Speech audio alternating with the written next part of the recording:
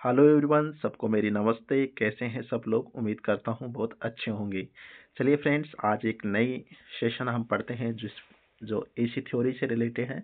तो friends, video शुरू करें उससे पहले अगर आप चैनल पे नए हैं तो सब्सक्राइब कर दो, वीडियो पे नए हैं तो लाइक कर दो। अक्सर बहुत से लोग देखता हूँ कि चैनल पे विजिट भी करते हैं, देखते भी हैं, लेकिन 90% लोग यार सब्सक्राइब ही नहीं करते हो। तो प्लीज़ सब्सक्राइब कर लीजिए, इतना तो कर ही दीजिए ताकि हमें और थोड़ा मोटिवेशन मिले और हम और थोड़ा आपके लिए अच्छे से कंटेंट प्रोवाइड करा सकें। तो चलिए शुरू करते हैं हम एसी थ्योरी को। फ्रेंड्स, एसी थ्योरी को हम शुरू कर रहे हैं। एसी थ्योरी जानते हैं, एसी थ्योरी के लिए इससे पहले हमने डीसी थ्योरी को थोड़ा कंप्लीट किया था। इसके बाद में एक सेशन और हम उसके बारे में थोड़ा पढ़ेंगे, तो थोड़ा सा डिटेल एक्सप्लेनेशंस होगा, उसमें हम न्यूमेरिकल क्वेश्चंस भी करेंगे और साथ के साथ में प्रीवियस क्वेश्चंस जो आए हुए हैं जो डीसी थ्योरी से रिलेटेड हैं वो क्वेश्चंस भी हम कंप्लीट करेंगे अगले वाले सेशंस में, जब भी इसका एक और सब पार्ट आएगा। अभी हम थोड़ा सा बेसिक्स कवर कर रहे हैं ताकि आप इस सब चीज़ों के बारे में जानें कि वाकई में इलेक्ट्रिकल थ्योरी होता क्या है। तो अभी हम जो बात करेंगे वो है एसी थ्योरी। एसी थ्योरी का सीधा सीधा सा मतलब निकालो कि what is the AC theory. तो एसी थ्योरी का जब भी आएंगे तो फुल फॉर्म हम देखेंगे तो अल्टरनेटिंग करंट है। ये क्या होती है? टाइम के रिस्पेक्ट में चेंज होती रहती है। तो मैंने वही लिखा है, अल्टरनेटिंग करंट्स फुल नाम हो गया। वेव फॉर्म इसका कैसा होता है? साइन थीटा का जैसा ग्राफ होता है वैसा इसका वेव फॉर्म होता है। तो ये क्या होता है? जैसे वोल्टेज या धारा के फेज के एंगल को टाइम एक्सिस के ग्राफ को प्रदर्शित करने को क्या बोलेंगे? साइन वेव बोलेंगे। जब दूसरी डेफिनेशन हम देंगे, जब किसी आर्मेचर चालक का आर्मेचर कुंडली को चुंबकीय क्षेत्र में जब रोटेट किया जाता है तो वोल्टेज उत्पन्न होता है, और इसी वोल्टेज का तरंग रूप हमारे पास क्या कहलाता है? साइन वेव कहलाता है। तो ये दोनों डेफिनेशंस हैं, हालांकि डेफिनेशंस काम में नहीं आती है, लेकिन आपको ये समझना है कि ये करती क्या है। तो जैसे मैं आपको बताऊं, जैसे हमारे पास एक ग्राफ हो गया,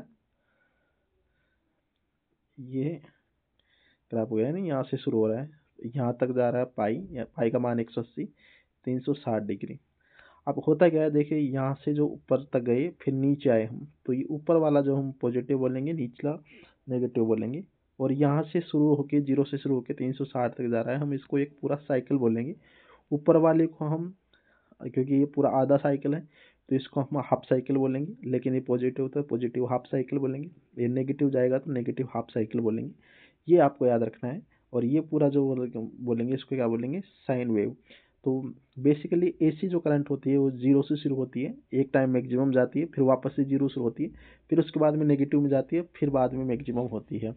तो क्या होती है? टाइम के रिस्पेक्ट में चेंज होती रहती है, तो इसीलिए हम इसको क्या बोलेंगे? अल्टरनेटिंग करंट बोलेंगे। एक बार शुरू में जीरो और फिर उसके बाद में मैक्सिमम, फिर वो वापस से जीरो हो जाता है, तो इसीलिए इसमें क्या होता है? झटका लगता है। तो इसीलिए एसी करंट क्या होती है? झटका मारती है, क्योंकि टाइम के रिस्पेक्ट में चेंज होती है, जबकि डीसी में ऐसा नहीं होता है। डीसी के अंदर फ्रिक्वेंसी फिक्स होती है, एक बार आपको पकड़ ली तो फिर उसमें चेंज नहीं होता है। तो आप ये याद रखेंगे।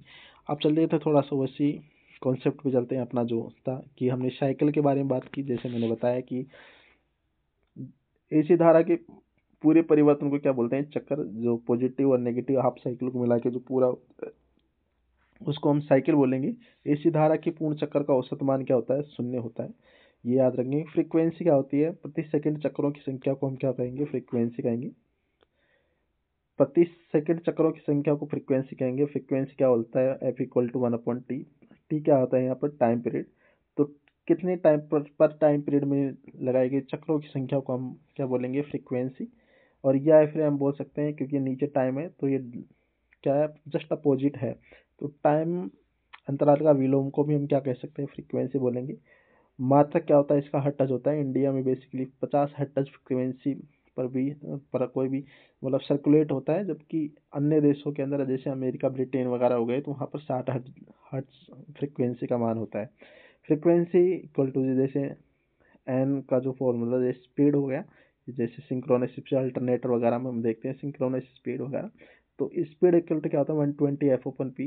तो यहाँ पर 120 तो एक कांस्टेंट वैल्यू हो गई, एफ क्या हो गया हमारे पास? Frequency, p number of falls हो गए। अगर मुझे यहाँ से भी फ्रीक्वेंसी का मान निकालना हो तो हम क्या करेंगे? जैसे ये इधर जाएगा तो मल्टीप्लाई में हो जाएगा एन पी बटे ये इसके साथ नीचे आ जाएगा। तो फ्रीक्वेंसी का मान हम लिख सकते हैं NP बटा 120। तो यहाँ पर मैं क्या बोल सकता हूँ, जैसे फ्रीक्वेंसी है तो यहाँ पर जैसे प्रोपोर्शनल लगाऊँ तो फ्रीक्वेंसी, जब फ्रीक्वेंसी का मान बढ़ेगा तो क्या हो जाएगा, जैसे स्पीड बढ़ेगी तो फ्रीक्वेंसी का मान बढ़ेगा, यहाँ पर पोल्स की संख्या बढ़ेगी तो स्पीड बढ़ेगी।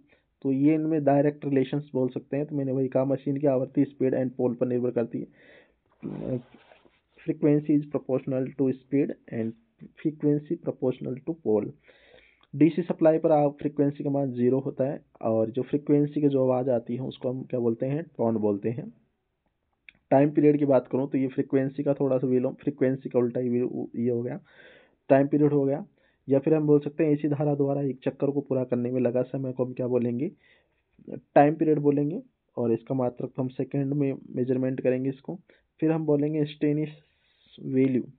अब जैसे हमारे पास ये कोई भी इंस्टेंटेनियस वैल्यू बात करेंगे, जैसे मेरे पास ये कोई ग्राफ हो गया, तो कुछ मान जैसे यहाँ से शुरुआत हो, यहाँ पे यहाँ पे यहाँ पे यहाँ पे यहाँ पे अलग अलग वैल्यू होगी। तो किसी भी क्षण धारा की किसी भी क्षण जो मान हो गया, जैसे यहाँ पे कुछ अलग, यहाँ पे कुछ यहाँ अलग, तो कोई किसी भी क्षण तात्कालिक मान ये बोलेंगे धारा की हाफ साइकिल के विशेष क्षण, कोई भी एक टाइम पीरियड में जब हम क्या करेंगे, इसका वैल्यू को मापेंगे तो उसको हम क्या बोलेंगे, इंस्टेंटेनियस वैल्यू बोलेंगे, तात्कालिक मान या क्षणिक मान हम इसको कहेंगे। फिर इसके बाद में मैं चलूँ एम्पलीट्यूड का होता है, एम्पलीट्यूड क्या होता है।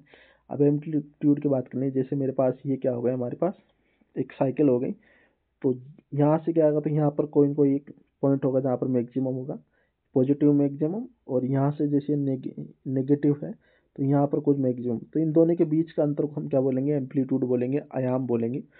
तो वही मैंने यहाँ पर लिखा है कि आयाम धारा के धनात्मक और ऋणात्मक, आयाम धारा के धनात्मक और ऋणात्मक चक्कर के मध्य स्तर के सापेक्ष प्राप्त होने वाला अधिकतम मान को हम क्या कहेंगे, आयाम बोलेंगे, या हम फिर एम्पलीट्यूड बोलेंगे। जैसे ये आप साइकिल हो गई यहाँ पर और यहाँ पर के बीच का जो मान हो गया उसको हम क्या बोलेंगे, एम्पलीट्यूड। फिर इसके बाद में पीक वैल्यू की बात करेंगे, तो जहाँ पर मैक्सिमम मान आ रहा है, इधर वाला जैसे मान आ रहा है, तो यहाँ पर हम बोलेंगे धारा के धनात्मक तथा ऋणात्मक मान के अधिकतम मान को हम क्या बोलेंगे, पीक वैल्यू। जहाँ पर मैक्सिमम मान शो होता है, जैसे यहाँ गया, फिर उसके बाद में जहाँ से डाउन फेज होना शुरू होता है तो वो वाला मान, उसको हम क्या बोलेंगे, पीक वैल्यू बोलेंगे। दूसरा आता है इसमें peak to peak value. Peak to peak value की बात करूँ मैं, पीक टू पीक वैल्यू, तो ये जैसे हमारे पास,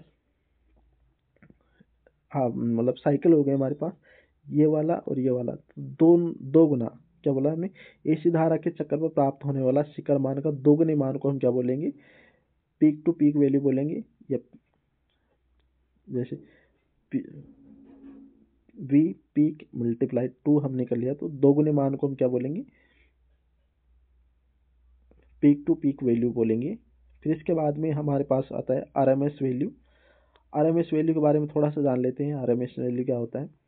तो फुल फॉर्म की बात करूँ तो रूट मीन स्क्वायर, क्या हो जाएगा हमारे पास, root mean square.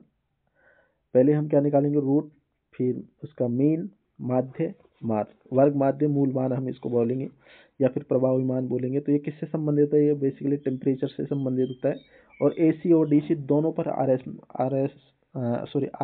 M S मान की वैल्यू हम ज्ञात करते हैं।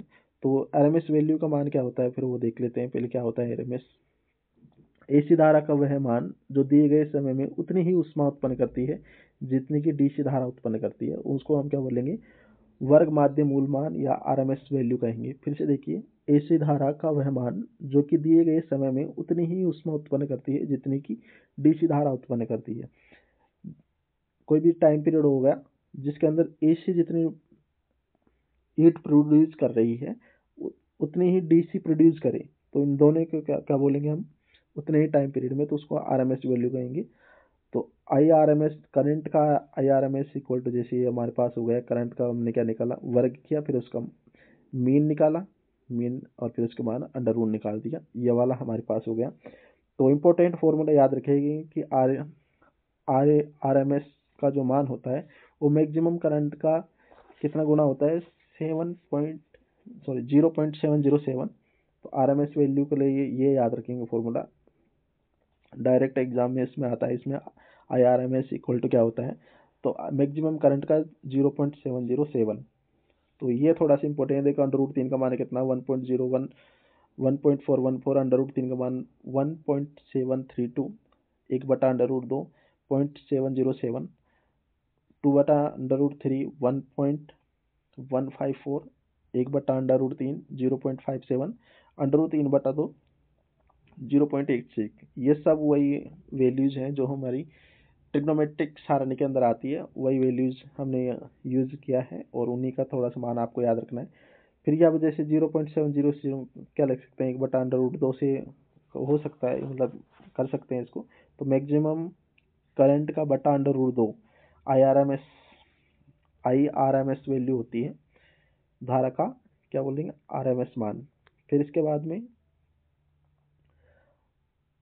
दूसरा एक और फॉर्मूला है, एक तो ये हो गया हमारे पास धारा का RMS मान क्या होता है, मैक्सिमम करंट का 0.707। आपको ऐसे ही याद रखना है इसको, मैक्सिमम करंट का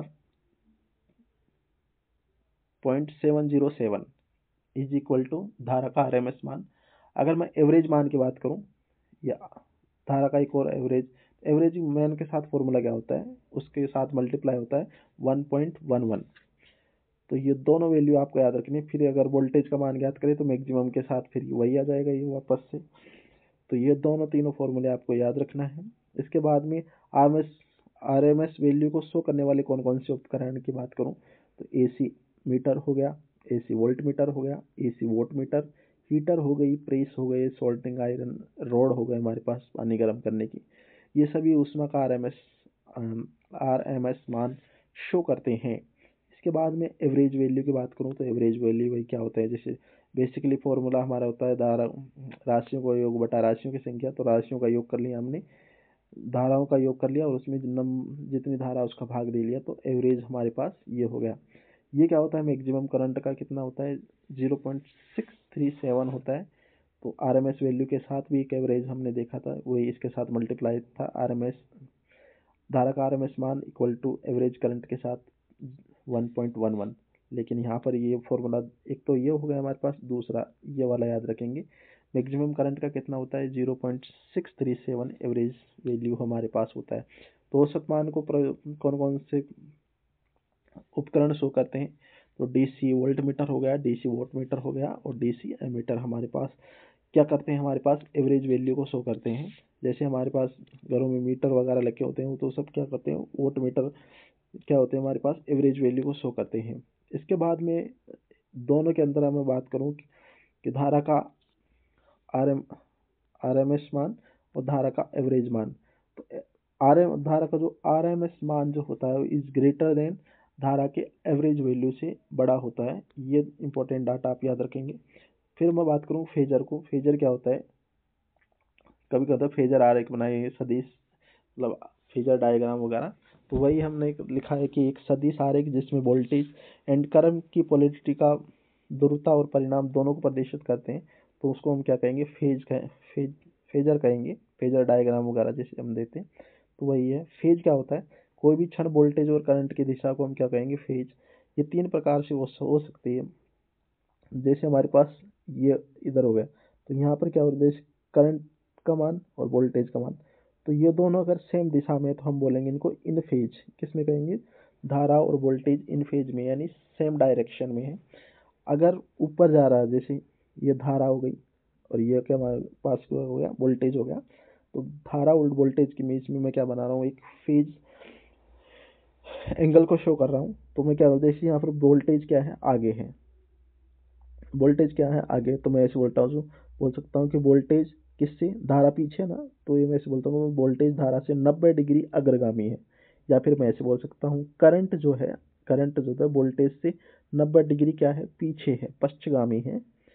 ये दोनों को इंपॉर्टेंट है, याद ध्यान रखिए, बाद में समझ में नहीं आएगा तो फिर आप बोलिएगा मत। एक बार फिर से देख लीजिएगा, ये वोल्टेज हमारे पास हो गया, धारा हो गई। तो मैं इसे बोल सकता हूँ धारा से वोल्टेज आगे है, वो भी कितना है 90 डिग्री। या फिर मैं सोचता हूँ वोल्टेज से धारा क्या है, मतलब धारा क्या है वोल्टेज से 90 डिग्री पीछे है, तो मैं इसको पश्चिगामी बोलूँगा। इसी प्रकार जैसे ये वोल्टेज आगे था, फिर ये मैं ऐसे बोल सकता हूँ धारा क्या है, वोल्टेज से 90 डिग्री अग्रगामी है, या फिर बोल सकता हूँ वोल्टेज धारा से क्या है, 90 डिग्री पश्चिमगामी है। आगे है तो हम उसको इंग्लिश में टर्म यूज करेंगे लीडिंग, और पीछे है तो उसको हम क्या करेंगे, लेगिंग। लीडिंग और लेगिंग भी याद रखिएगा दोनों टर्म्स। पावर फैक्टर की बात करूं तो पावर फैक्टर क्या होता है, cos theta equal to R upon Z होता है, where R is resistance and Z is impedance. और cos थीटा से रिप्रेजेंट करते हैं तो फिर मैं ऐसे बोल सकता हूँ, cos थीटा जो होता है वो वोल्टेज और धारा के बीच का एंगल जो होता है वो cos थीटा होता है। cos थीटा पावर फैक्टर को cos से रिप्रेजेंट कर रहे हैं तो फिर ये आप बोल सकते हैं क्यू फैक्टर के विलोम को भी क्या बोल सकते हैं, cos थीटा या पावर फैक्टर बोल सकते हैं। इन दोनों को किससे रिप्रेजेंट करते हैं, केवी किलोवाट बटा केवीए cos थीटा। ये भी क्या होता है, हमारे पास पावर फैक्टर का मान होता है, जिसको हम डीसी थ्योरम में कंप्लीट कर चुके हैं कि एक्टिव पावर और एपरेंट पावर की रेशियो को हम क्या बोल सकते हैं, cos थीटा या पावर फैक्टर कहेंगे।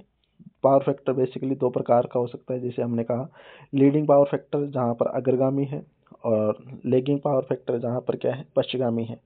जैसे क्या होता है हमारे पास कैपेसिटर में क्या होता है, कैपेसिटर में क्या होता है, जैसे 90 डिग्री क्या होता है हमारे पास, धारा अग्रगामी होती है, और इसमें क्या होती है, इंडक्टर में धारा क्या होती है, 90 डिग्री पश्चिमगामी होती है इंडक्टर में।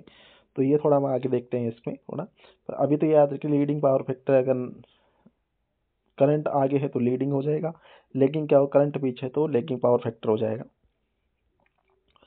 पावर फैक्टर का मान बेसिकली कितना होता है, इकाई तक हो सकता है, यानी 1 तक होता है। तो धारा और वोल्टेज का सेम फेज होगा तो क्या हो जाएगा हमारे पास, इकाई पावर फैक्टर हो जाएगा। दोनों का मान क्या हो जाएगा, एक्सएल बराबर क्या हो जाएगा हमारे पास, एक्सी हो जाएगा। तो उस केस में हम क्या बोलेंगे, इकाई पावर फैक्टर बोलेंगे। परिपथ में कौन कौन से पैरामीटर्स कार्य करते हैं जो हमारे सर्किट में होते हैं, तो एक प्योर रेजिस्टेंस होता है, प्योर कैपेसिटर होता है, प्योर इंडक्टर होता है। ये अच्छा सा समझिएगा इसको। जैसे ये रेजिस्टेंस का सिंबल मेरे पास है, तो मैंने क्या कहा कि जब प्योर रेजिस्टेंस लगा हो हमारे सर्किट के अंदर तो धारा क्या होती है और वोल्टेज की डायरेक्शन क्या होती है, सेम फेज होती है, तो इन फेज होती है। तो इनको क्या बोलेंगे, in phase. Current and voltage in phase होती है, यानी सेम फेज में होती है। फेज होती है तो इनके बीच में एंगल कितना होता है, 0 होता है। पावर फैक्टर इसमें यूनिट होता है। पावर लॉस, इसमें पावर का लॉस होता है, ये याद रखेंगे। दूसरा प्योर कैपेसिटर लगा हो तो ये क्या करता है, देखिए ये हमारे पास हो गया कैपेसिटर अपना, इसको ब्लैंक पेज में समझ लेते हैं। ये हमारे पास क्या हो गया, कैपेसिटर हो गया। अब क्या करता है ये देखें, डीसी करंट, जैसे करंट आएगा, करंट तो वो तो सीधी डायरेक्शन में जाती है, तो वो इसको पास नहीं कर पाएगी। लेकिन मैंने जैसे एसी क्या करता है, ये क्या करता है, कैपेसिटर क्या करता है, एसी को तो क्या करता है, पास करता है, डीसी को ब्लॉक करता है। तो ये याद रखेंगे इसमें कि एसी को पास करता है और डीसी को क्या करता है, ब्लॉक करता है। कौन करता है ये सब काम, कैपेसिटर करता है। तो यही लिखा हमने, एसी को पास और डीसी को ब्लॉक करता है। धारा वोल्टेज से क्या होती है, इसमें 90 डिग्री लीड करती है, यानी अग्रगामी होती है। तो पावर का लॉस इसमें क्या होता है, 0 होता है। इसमें पावर का लॉस होता है, इसमें पावर लॉस 0 होता है। तो धारा क्या होती है, 90 डिग्री अग्रगामी होती है इसमें, वोल्टेज से 90 डिग्री अग्रगामी। फिर इसके बाद में प्योर इंडक्टर की बात करें तो ये जैसे इंडक्टर का सिंबल हो गया, डीसी को पास करता है क्योंकि डीसी डायरेक्ट है, ये वाला जैसे हमारे, तो इसमें पास कर जाएगी। लेकिन एसी को क्या कर लेता है, ये ब्लॉक कर लेता है। तो ये याद रखेंगे, इसमें वोल्टेज धारा से 90 डिग्री अग्रगामी होता है, या फिर मैं बोल सकता हूँ कि धारा जो है वोल्टेज से 90 डिग्री पश्चिमगामी होती है। करंट पीछे होती है, इसमें वोल्टेज आगे होता है। इसमें धारा, करंट आगे होती है, वोल्टेज पीछे होता है, ये आप याद रखेंगे। इसमें भी पावर का लॉस कितना होता है, 0 होता है। इसके बाद में कुछ केस की बात कर लेते हैं। अगर ये जैसे रेजिस्टेंस के साथ क्या है हमारे पास, कैपेसिटर लगा है, तो इसमें क्या है, इसमें जाएगी तो धारा इन फेज में रहेगी, लेकिन यहाँ जाएगी तो करंट आगे होगी। तो कितनी आगे होगी, तो 30 डिग्री आगे हो सकती है, 45 हो सकती है, 60 हो सकती है, 90 हो सकती है। 90 हो जाएगा तो पावर फैक्टर का मान 0 हो जाएगा। कॉस 90 का मान कितना होता है, 0 होता है। कॉस 90 का मान 0 होता है ना। तो इसके बाद में जैसे अगर 30 है तो पावर फैक्टर का मान 0.86 हो जाएगा। अगर ये 45 है तो 0.707 हो जाएगा। 60 डिग्री आगे है तो 1/2, यानी 0.5 हमारे पास करंट आगे हो जाएगी, लीडिंग हो जाएगी, लीड करेगी करंट इसको इतने एंगल पे। इसी प्रकार से इंडक्टर लगाओ तो इंडक्टर जैसे रेजिस्टेंस का इन फेज में होगी, लेकिन इसमें तो आगे जाने के बाद में क्या हो जाएगी, करंट पीछे हो जाएगी, वोल्टेज आगे हो जाएगा। कितना आगे होता है, या तो 30, 45, 60 या 90 हो सकते हैं आगे, तो उन सब का मान हमें याद करने का। तो इसमें क्या हो जाएगी, लेगिंग हो जाएगी, लेग हो जाएगी धारा इतनी डिग्री, और ये इस एंगल पे, तो इनको याद रखना है। पावर फैक्टर का अधिकतम मान 1 हो सकता है, क्योंकि जैसे हमने देखा यहाँ पे 0 मैक्सिमम तो 90 का 0 हो रहा था, लेकिन उसके बाद में ये सब उससे छोटे ही 1 से, तो मैक्सिमम 1 हो सकता है। जब ये भी का एक्सएल बराबर क्या हो हमारे पास 1 सी हो, जब जाके हमारे पास 1 होता है। इसके अलावा ये हमारे पास पीछे ही रहता है, 1 से पीछे ही होता है, ठीक है। सेम फेज में होंगे तो आर बटा जेड, आर का मान 1, जेड का मान, दोनों का भाग लगाएंगे तो 1 हो जाएगा, तो पावर फैक्टर का मान 1, या फिर एक्सएल बराबर 1 सी, तब हमारे पास पावर फैक्टर का मान है। पावर फैक्टर कम होने पर जैसे क्या क्या लॉसेज होंगे, अगर पावर फैक्टर कम है तो रेजिस्टेंस कम होगा, धारा करंट का मान बढ़ेगा, तो बाइंडिंग लॉस नहीं, मतलब बाइंडिंग जल सकती है, तो आने होते हीट ज़्यादा प्रोड्यूस होगी, दक्षता कम होगी, और रीडिंग ज़्यादा देगा मीटर। पावर फैक्टर कम हो तो, है ना। तो जैसे सुधार कैसे करें, परिपथ के समांतर में कैपेसिटर या सिंक्रोनस मोटर का क्या किया जाता है, यूज किया जाता है, जब जाके हम पावर फैक्टर को सुधार सकते हैं। फिर दूसरा हम एफ कहेंगे, फॉर्म फैक्टर। एफ आएगा तो क्या होगा, ऊपर धारा का आरएमएस वैल्यू और एवरेज वैल्यू का दोनों का रेशियो हम क्या कहेंगे, फॉर्म फैक्टर कहेंगे। इसका क्या हो जाएगा 1.11। तो जैसे एफ और एफ सेम सेम है, तो ये सब जैसे सेम सेम है, तो ये ऐसे याद करेंगे 1.11, ये मैंने ऐसे याद कर रखा है। इसके अलावा पीक फैक्टर क्या होता है, मैक्सिमम करंट और आईआरएमएस करंट वैल्यू का जो रेशियो होता है वो क्या बोलेंगे, पीक फैक्टर बोलेंगे। तो ये याद रखेंगे। आरएमएस वैल्यू, साइन वेव होते हैं हमारे पास, एक हाफ वेव और एक फुल वेव होता है। तो आरएमएस मान जैसे साइन वेव के लिए कितना हो गया, 0.707, हाफ वेव के लिए 0.5 हो गया, फुल वेव के लिए 0.707। तो साइन वेव और फुल वेव के लिए तो ये सेम सा ही है, लेकिन इसके बाद में ये बीच की वैल्यू का यहाँ पे याद रखना है। एवरेज का मान, एवरेज वैल्यू, फॉर्म फैक्टर और पीक फैक्टर का मान आपको याद रखेंगे सारनी।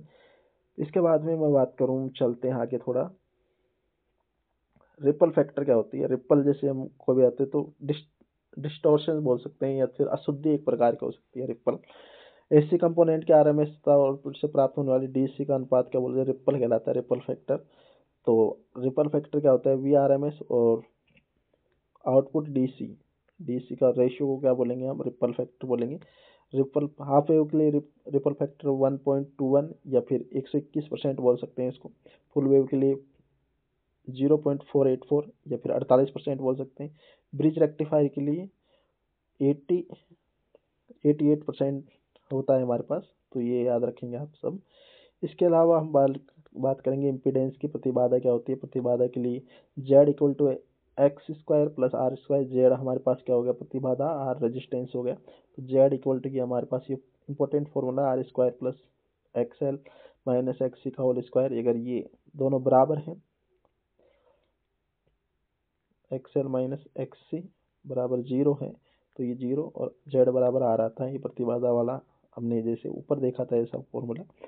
इसके बाद में कैपेसिटर की बात करूं तो कैपेसिटर से बहुत अच्छे क्वेश्चंस इस बार भी पूछे गए हैं, कैपेसिटर और इंडक्टर से। तो देखते हैं कैपेसिटर क्या करते हैं। दो चालक प्लेटों के मध्य कुछ चालक पदार्थ रखकर बनाई गई युक्ति को हम क्या बोलेंगे, ये कैपेसिटर कहेंगे, जो क्या करती है, आवेश को कंडक्ट करती है, आवेश को एकत्रित करती है। इसको हमेशा परिपथ के पैरेलल में यूज करते हैं, क्योंकि इससे क्या होता है, हमारे पास धारिता बढ़ती है। तो कौन कौन से कैपेसिटर हो सकते हैं हमारे पास, फिक्स वैल्यू कैपेसिटर, वेरिएबल और एडजस्टेबल कैपेसिटर। तो पहले तो जानते हैं कि 3 प्रकार के कैपेसिटर की हमने बात की, fix value capacitor, variable capacitor और एडजस्टेबल कैपेसिटर, एडजस्टमेंट कैपेसिटर। तो जहाँ पर फिक्स वैल्यू है, इसका मतलब वैल्यू फिक्स है जिसकी, जैसे इलेक्ट्रोलाइट कैपेसिटर होगा, माइका हो गया, पेपर कैपेसिटर हो गया, सिरेमिक हो गया। वेरिएबल कैपेसिटर में जहाँ पर वैल्यू चेंज होती रहती है, जैसे वायु कैपेसिटर हो गया, रेडियो कैपेसिटर हमारे पास हो गया। फिर इसके बाद एडजस्टमेंट, जहाँ पर हम एडजस्ट करते हैं किसी भी कैपेसिटर के वैल्यू को। तो जैसे ट्रिमर पेंडर हो गया हमारे पास। इसमें क्या होता है, जैसे एडजस्टमेंट वाले की बात करते हैं, ट्रिमर पेंडर हो गया, इसमें परावैद्युत पदार्थ क्या होता है हमारे पास, सिरेमिक या फिर अब्रक भरा होता है। पेचकस की सहायता से हम इसको कम या अधिक मान कर सकते हैं। जैसे आपने रेडियो वगैरह में देखा होगा, तो उसमें आपने फ्रिक्वेंसी को चेंज होते हुए देखा होगा, पहले वाले रेडियोज में आते थे, हालांकि अब तो रेडियो वाला सिस्टम नहीं है। इसके बाद हम वेरिएबल की बात करें तो यहाँ पर वायु और रेडियो कैपेसिटर हो गया, परिवर्तनशील धारा के रूप में काम धारिता के रूप में काम में लेते हैं। कुचालक के रूप में इसके पास हमारे बीच में वायु होती है। ये एसी और डीसी दोनों पे कार्य करते हैं। ये रेडियो में ट्यूनिंग क्या क्या काम आता है, प्रतिबाधा मैचिंग, अनुनाद परिपथ आवर्ती मिक्सर के रूप में 10 माइक्रोफैरड से 365 माइक्रोफैरड तक क्या हो सकती है, इसकी कैपेसिटी हो सकती है किसकी, वेरिएबल की। इसके बाद में ये वाला जो है फिक्स वैल्यू कैपेसिटर, यहाँ से बहुत सारे क्वेश्चंस पूछे गए हैं अभी जस्ट एलपी का जो एग्जाम हुआ था उसके अंदर, तो ये थोड़ा सा इंपॉर्टेंट है, इसको हम याद करेंगे। पहले इलेक्ट्रोलाइट कैपेसिटर की बात कर लेते हैं। जितने भी क्वेश्चंस पूछेंगे हम नेक्स्ट सेशन में उसको कवर करेंगे। अभी तो ये पार्ट 1 ही है, जैसे मैंने कहा कि ये बेसिक्स आपका स्ट्रॉन्ग करने के लिए, ताकि आप थोड़ा सा बेसिक सीख पाएँ इसके बारे में। फिर इसके बाद में हम जो दूसरा सेशन लेके आएंगे वो टोटली डिपेंड रहेगा उसके बाद में PYQ सेशंस पे, तो वो ज़्यादा लेक्चर रहेगा, वो आपके लिए हेल्पफुल होगा। उसको आप ज़रूर देखिएगा, ताकि आप के जो जब आप उस सेशन को देख लेंगे तो यकीन मानिए आप जितने भी क्वेश्चन है वो आसानी से बना ले पाएंगे। जितने भी मतलब जो भी हमारे पास टेक्स्ट बुक वगैरह में जो भी यहाँ पर भी आप टेस्ट देते हैं, अगर क्वेश्चन PYQ बेसिस पे आते हैं तो आप आसानी से बना ले पाएंगे। तो चलिए एक बार बात कर लेते हैं, इलेक्ट्रोलाइट कैपेसिटर की बात कर लेते हैं। तो ये कैसे तैयार किया जाता है, विद्युत अपघटन क्रिया के द्वारा इसको तैयार किया जाता है। किसमें होता है, सिंगल फेज इंडक्शन मोटर की स्टार्टिंग में हम इसको काम में लेते हैं इलेक्ट्रोलाइट कैपेसिटर को।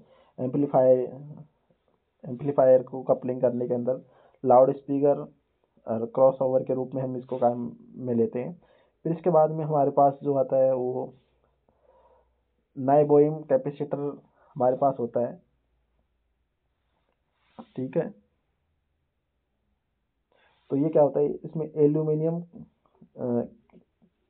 एल्यूमिनियम से इलेक्ट्रोलाइट होता है, इसमें एल्यूमिनियम, ठीक है। तो इस जैसे हमारे पास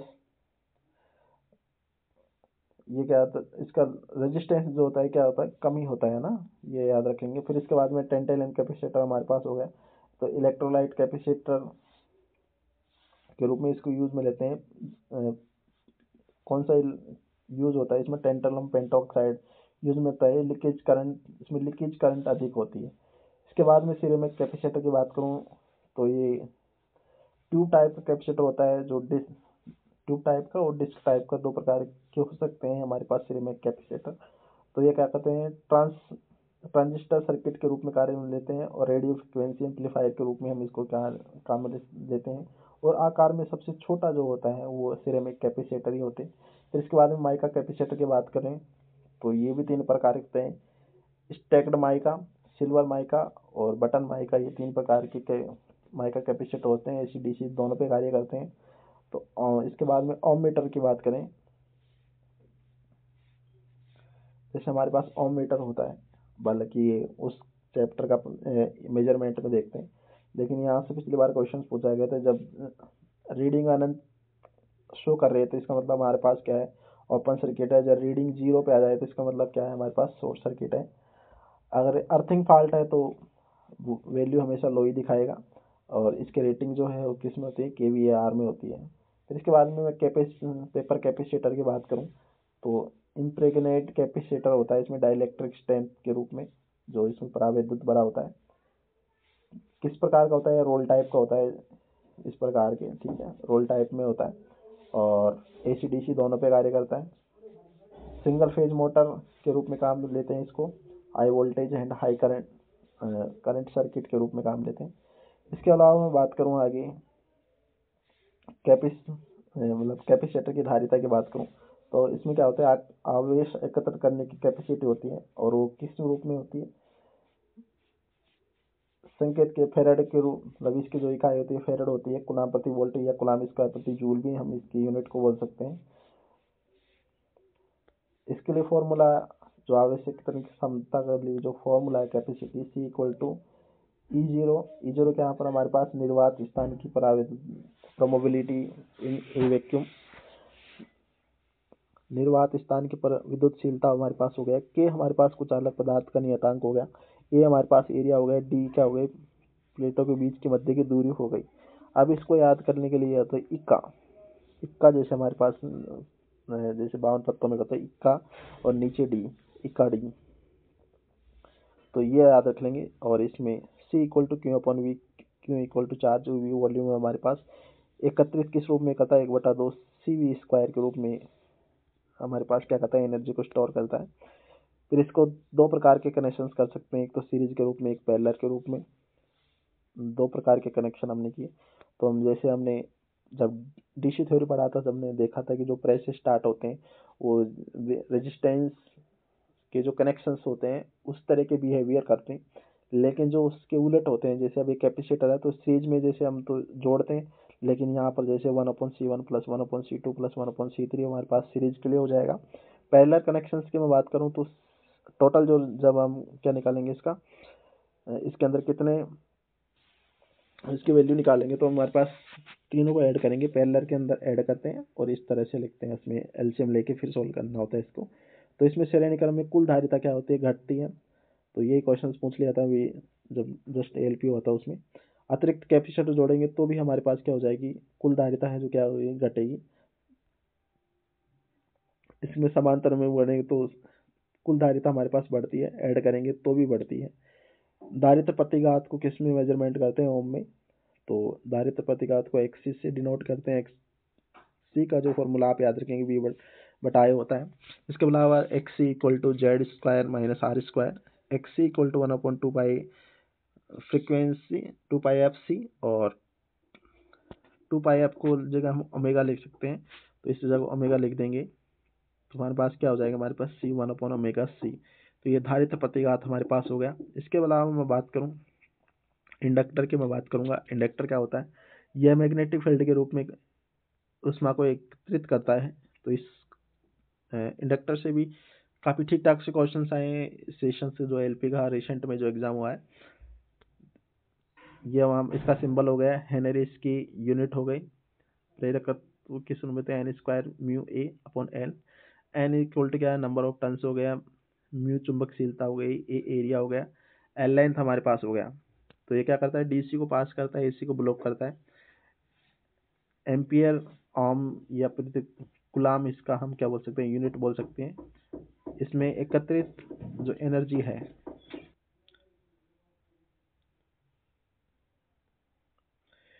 किस रूप में एनर्जी करता है, तो ये वाला भी जस्ट एग्जाम्स के अंदर फॉर्मूला वो ज़्यादा किस रूप में एकत्रित करता है, 1/2 एल आई स्क्वायर के रूप में हमारे पास करता है। इसके अलावा मैं इसका कनेक्शंस की बात करूँ तो इसको भी दो रूप में कनेक्शंस कर सकते हैं, एक तो पैरेलल के अंदर, एक सीरीज के अंदर। सीरीज के अंदर पैरेलल के, तो ये प्रेस से शुरू होता है तो रेजिस्टेंस की तरह ही बिहेवियर करता है, तो इसको क्या कर लेंगे, इस पूरे को ऐड कर लेंगे। उसके बाद में पैरेलल की बात करूँगा तो ये इस रूप में हम लिख लेंगे इसके फॉर्मूले को। ये वाला जो एग्जाम्स के अंदर पूछा था कि रियलिटी में जब दिशा सेम होती है तो हम क्या कर लेते हैं, 2m और ऐड कर लेते हैं इसमें, विपरीत होता है तो घटा लेते हैं।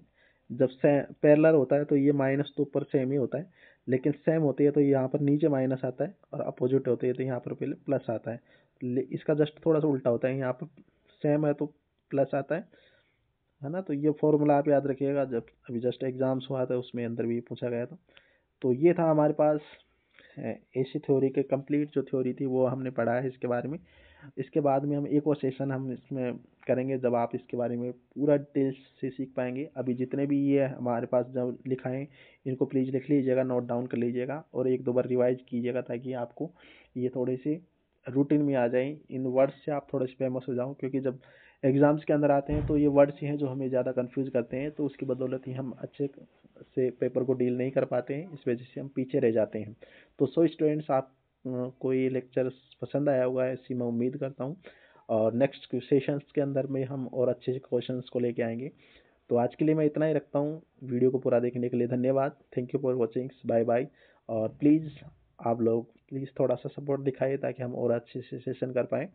तो आप क्या करना है, चैनल को सब्सक्राइब जरूर कीजिएगा। Thank you for watching, bye bye.